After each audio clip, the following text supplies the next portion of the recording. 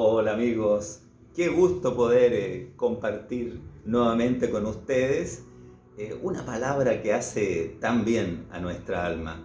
Una palabra necesaria que no es palabra de literatos, ni de filósofos, ni de políticos, es la palabra de Dios. Esa palabra que fue escrita por un sinfín de hombres y mujeres en la Biblia, la Sagrada Escritura, pero que fue inspirada por un autor, y ese autor es Dios. El Espíritu Santo inspiró a aquellos hombres y mujeres a escribir esta palabra, a comunicar el mensaje de Dios.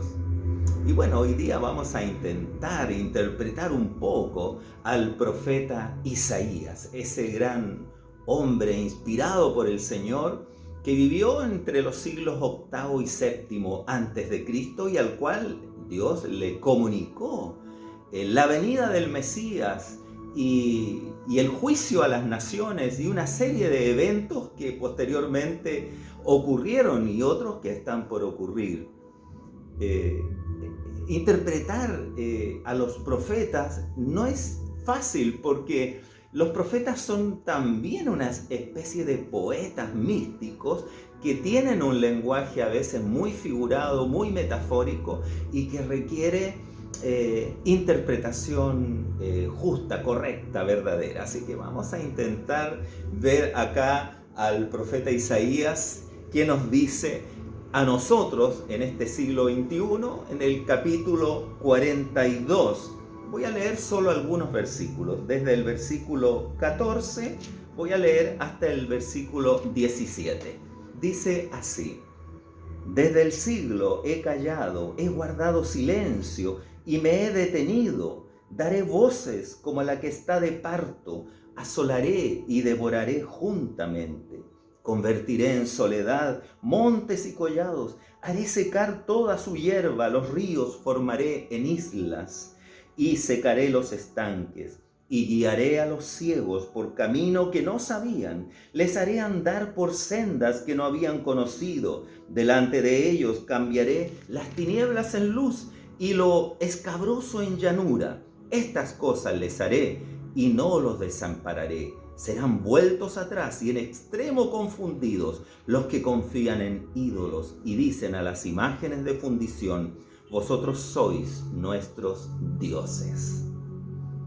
Dice el verso 14 que Él, Dios, porque es Dios el que nos está hablando, está como una mujer de parto, está por parir. Así se compara en ese momento Dios, como una mujer que está con esos dolores para tener un hijo. Y de hecho lo tuvo. Y ese hijo, el Hijo de Dios, se llama Jesucristo. Dice: convertiré en soledad montes y collados, haré secar toda su hierba, los ríos tornaré en islas y secaré los estanques. Es como que Dios está molesto con la conducta del ser humano y quiere entonces remecerlo y privarlo de algo que es tan vital como es el agua, porque dice: secaré los estanques. Y dice que los ríos los cambiará, los transformará en islas. ¿Para qué? Para que el ser humano no llegue. Es decir, nos tendrá sedientos, sedientos, sedientos de Él. Está hablando en términos espirituales de esa necesidad que tiene el ser humano de lo infinito, esa necesidad que tenemos de Dios. Vamos caminando por esta vida y buscando lo que necesitamos: alimentos, vestuario, tener una familia, edificar una vida profesionalmente algunos, o tener un trabajo que nos sea útil para sustentar a nosotros y a los nuestros que amamos. Y nos ponemos metas, cada uno, y queremos lograr aquello. Y vivimos para aquello, pero nos olvidamos muchas veces del Creador, del que nos puso acá en este planeta, del que nos trajo a la vida. Si bien es cierto, veneramos a nuestros padres, a la mamá que nos tuvo, pero no adoramos al que hizo posible que naciéramos en este mundo y tengamos todo lo que tenemos, con lo cual Él nos ha favorecido. Entonces, nuestra alma, que algo sabe, necesita algo más que el alimento, algo más que las comodidades, algo más que hijos y familia y trabajo y, como decimos, el sentirse satisfecho de la vida, el sentirse realizado. Pero necesitamos algo más que eso. Y eso es encontrarnos con Dios, reencontrarnos con el Creador, con el que nos hizo. Entonces, en este capítulo 42 de Isaías, dice, y guiaré a los ciegos.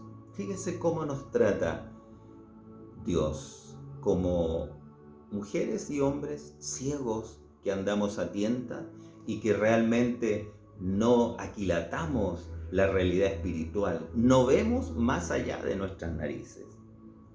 Guiaré a los ciegos por camino que no sabían. Les haré andar por sendas que no habían conocido.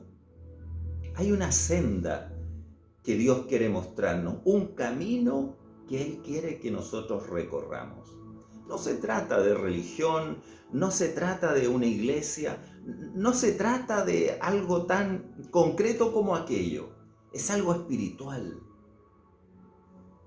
Les haré andar por sendas que no habían conocido.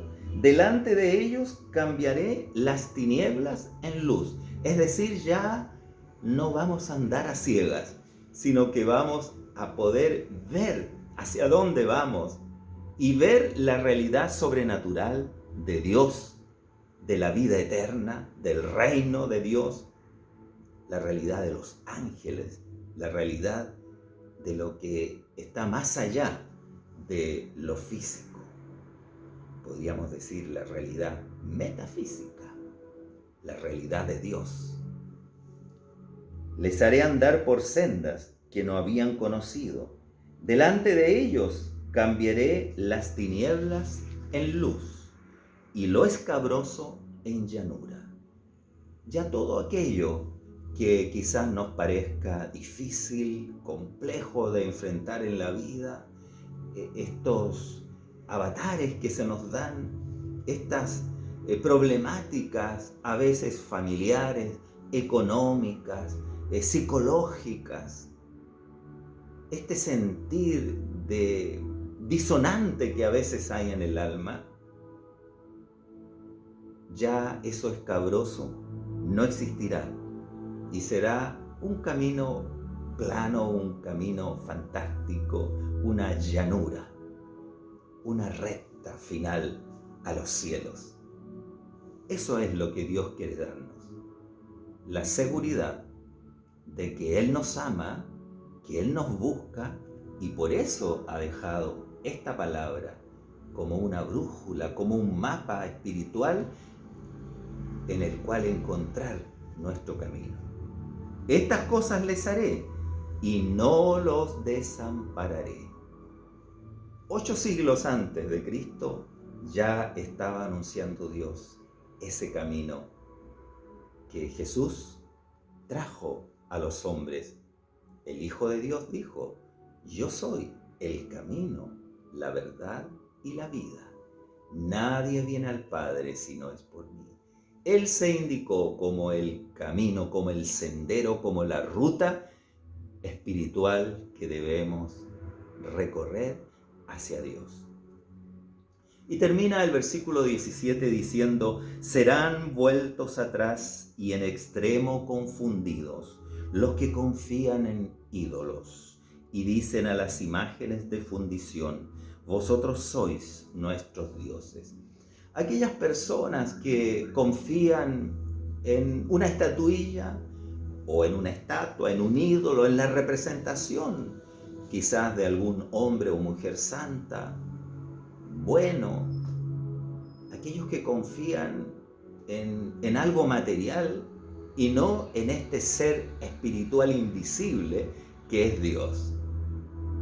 Pero no solamente existe ese tipo de ídolos, puede que nosotros no valoremos o no adoremos o veneremos algún ídolo concreto, pero quizás el dinero sea nuestro ídolo, o el trabajo, la misma familia, los hijos sean nuestros ídolos. Aparte de tener ídolos en la música, en las artes, en el cine, en fin, o en la política, pero en realidad eso a Dios no le agrada. Podemos, claro, respetar y admirar a personas, pero son solo eso, personas que van a caer en algún momento o que tienen defectos. Todos nosotros, los seres humanos, tenemos áreas oscuras, tenemos aspectos que no son agradables a Dios. Por lo tanto, nuestra única adoración debe ser a Dios. Y eso es lo que está indicando finalmente en ese versículo. Este Dios que ha dicho que está de parto, que está con ese dolor pero como la mujer cuando está de parto tiene el dolor, pero a la vez ese hijo es producto de su amor y va a amar toda su vida a ese hijo también. Dios tiene su dolor, pero a la vez es un dolor con amor, porque de tal manera nos ha amado que ha dado a su hijo, al unigénito, a Jesucristo, para que usted y yo y toda persona que crea en Él no se pierda, sino que tenga la vida eterna, la vida de Dios, la vida que viene de arriba. Una vida con propósito, una vida que, como decía la palabra, es como una llanura, una recta final hacia los cielos. Que el Señor le bendiga. Espero que esta palabra de Isaías haya bendecido su vida y, como siempre, vamos a estar atentos a sus necesidades y a lo que usted quiera plantearnos también para compartir aquí en Palabras de Vida. Que Dios le bendiga.